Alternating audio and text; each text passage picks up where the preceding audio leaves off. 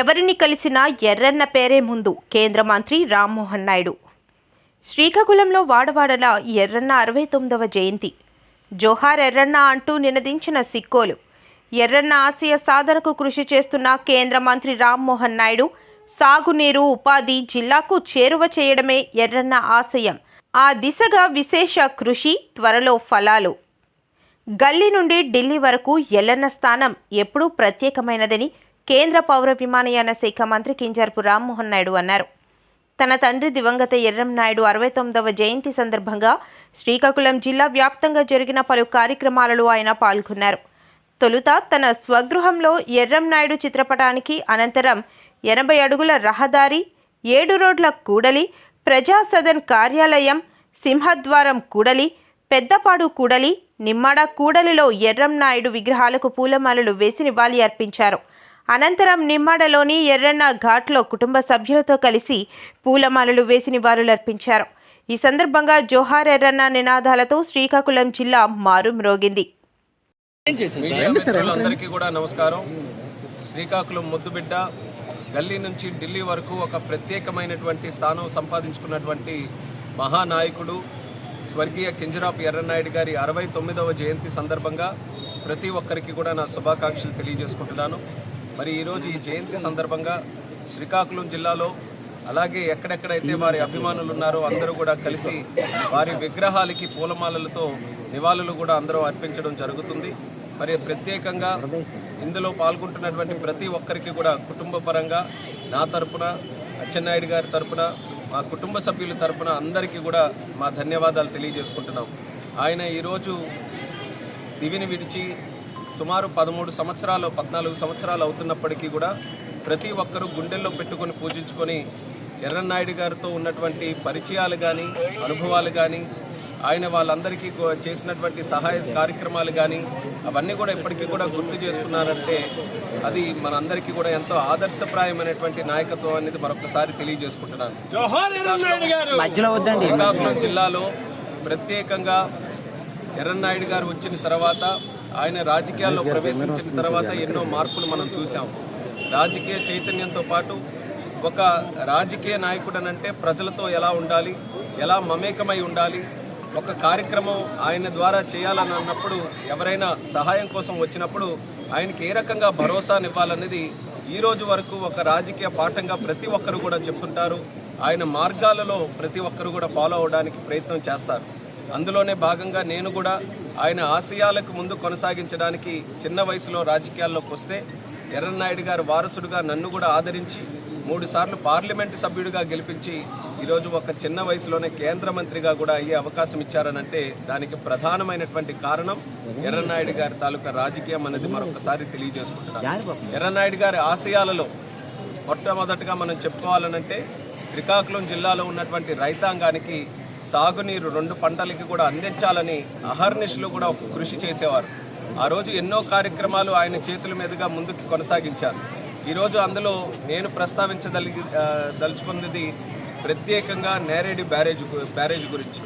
Neredi barrage మీద ఎర్రన్నాయుడు గారు ఉన్నప్పుడు కూడా ఎన్నో కార్యక్రమాలు ముందుకు చేయడానికి ఆయన వంతుగా ముందుకు చేశారు. ఎందుకంటే పార్లమెంట్ సభ్యుడిగా ఉన్నారు, ఆ రోజు ఒక కేంద్ర మంత్రిగా ఆయన కూడా ఉన్నారు. మళ్ళీ ఈరోజు నాకు అవకాశం వచ్చింది. ఆ అవకాశం వచ్చిన తర్వాత మొన్ననే ఢిల్లీలో కేంద్ర మంత్రి జలశక్తి మంత్రి గారు సిఆర్ పాటిల్ గారిని కూడా కలిసినప్పుడు నేరేడి బ్యారేజ్కి ఉన్నటువంటి సమస్యలన్నీ కూడా తొలగించి దాని తాలూకా ఆర్డర్ కూడా వెంటనే ఇవ్వాలని కూడా నేను కోరడం జరిగింది. అలాగే మన ముఖ్యమంత్రి వర్యులు నారా చంద్రబాబు నాయుడు గారు కూడా మన ప్రాంతానికి మంచి చేయాలన్న ఆలోచనతో ఆయన కూడా దాని గురించి కోరడం జరిగింది. నాకైతే నమ్మకం ఉంది, సుప్రీంకోర్టులో ఎటువంటి కేసులు కూడా దానికి సంబంధించి ఏమి కూడా లేవు నేరేడి బ్యారేజ్కి. మరి అలాగే ట్రిబ్యునల్ కూడా ఒక తీర్పు ఇచ్చింది. దానికి ఆర్డర్స్ కూడా వెంటనే చేయించడానికి నా వంతుగా పూర్తి శాతం కృషి చేస్తున్నాను.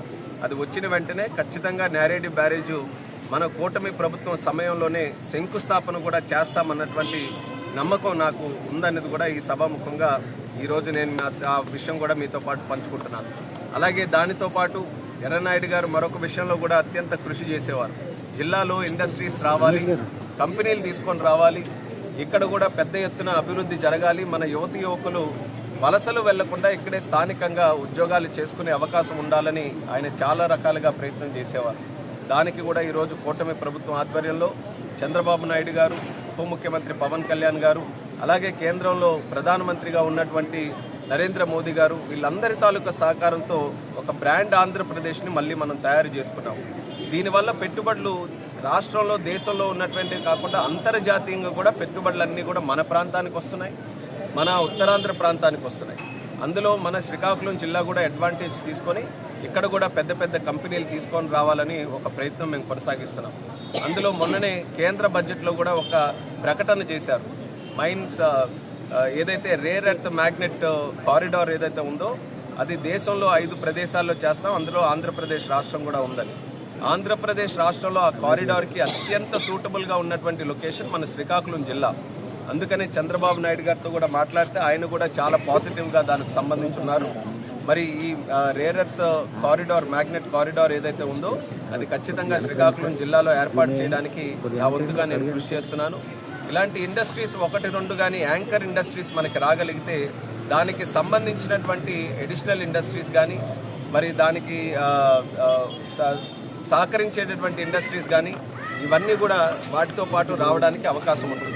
అలాగే మీరు చూశారు, పోర్టు పనులు కూడా చాలా శరవేగంగా చేస్తున్నాం. అలాగే ఒక ఫస్ట్ షిప్ కూడా అక్కడ భర్తీ చేసి టెస్టింగ్ కూడా దాన్ని చేశాం. ఇంకా రానున్న కాలంలో పోర్ట్ యాక్టివిటీ కూడా పెరిగితే చాలామంది మత్స్యకారులు కానీ, యువకులు, ఇంజనీరింగు, స్కిల్లింగు చేసిన వాళ్ళందరూ కూడా దూర ప్రాంతాలు వెళ్తున్నారు. పోర్టులకే ముఖ్యంగా వెళ్ళి పనులు చేస్తున్నారు, చెన్నై కానీ, గుజరాత్ కానీ. వాళ్ళందరికీ కూడా స్థానికంగానే ఇక్కడే పనులు చేసే అవకాశం కూడా దక్కుతుంది. ఇలా ఈ 2 విషయాలు, ఎందుకనంటే మిగిలినవన్నిటి మీద కూడా దృష్టి పెడుతున్నాం. జిల్లాలో అభివృద్ధి కార్యక్రమాలు అంచెలంచెలుగా పెంచుకుంటూ ముందుకు వెళ్తున్నాం. కానీ ముఖ్యంగా దృష్టి పెట్టాల్సినటువంటిది మన సాగునీరు మీద, ఉద్యోగాల మీద. కాబట్టి ఆ 2 కూడా ప్రస్తావించి ఎర్రన్నాయుడు గారి ఆశయాలుగా వాటి 2 మీద ఈరోజు కేంద్ర మంత్రి స్థానంలో ఉన్నాను కాబట్టి ప్రత్యేకమైనటువంటి దృష్టి పెట్టి జిల్లా అభివృద్ధి కోసం నా వంతుగా నేను కృషి చేయడం కూడా జరుగుతుంది. ఈరోజు ఒక పెద్ద టీమ్గా ఉన్నాం. నేను కానీ, రాష్ట్ర మంత్రివర్యులు అచ్చెన్నాయుడు గారు కానీ, పెద్దలు కోన రవికుమార్ గారు కానీ, మిగిలినటువంటి శాసనసభ్యులు కానీ, కూటమి ప్రభుత్వ నాయకులు కానీ, అందరిది ఒకే ఆలోచన, రాష్ట్రం మళ్ళీ అభివృద్ధి చెందాలి.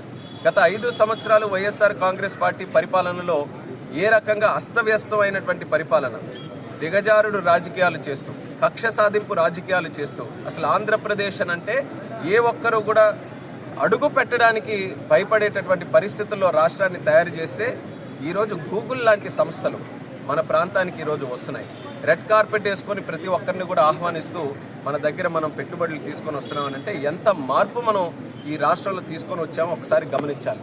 ఆ మార్పు గ్రౌండ్ లెవెల్లో కూడా మనం తీసుకొని వెళ్ళాలనంటే